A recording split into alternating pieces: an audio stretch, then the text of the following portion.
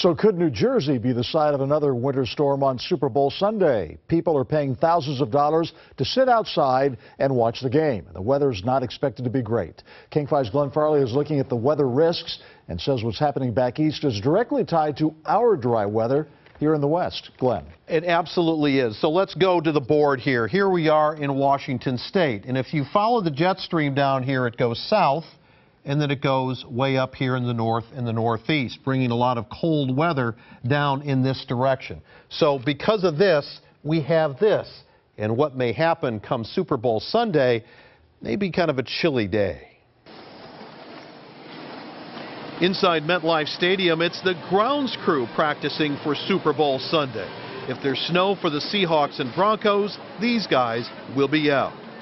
The Northeast got blasted with snow and cold again, and meteorologists say it's all part of a persistent pattern in the atmosphere, the weather consequence of a so-called neutral winter. This is the East, and here in the West, a radically different story.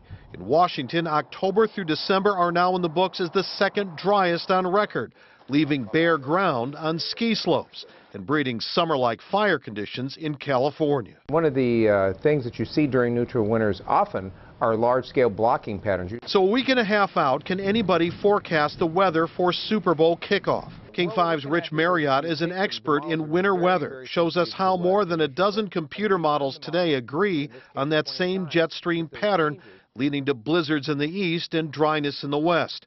But on February 2nd, the models are kind of all over the place. Not much agreement here, just that winter weather in New York Metro is likely in some form. And then you just kind of watch it fall apart as we get on towards Super Bowl Sunday. But that'll firm up. That will firm up, yeah. It will look more like what we just saw. But why this winter of opposite extremes? Karen Bumbacco studies the weather from the University of Washington. She's also the assistant state climatologist. She's not expecting the pattern to change much in 2 weeks. And once we get into these ridge patterns over the west coast, they're really hard to break down. It's one of the most persistent forecasts that you can get.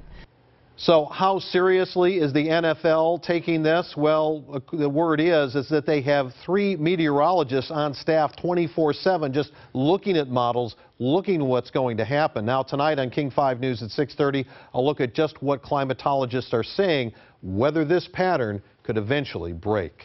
Back to you guys.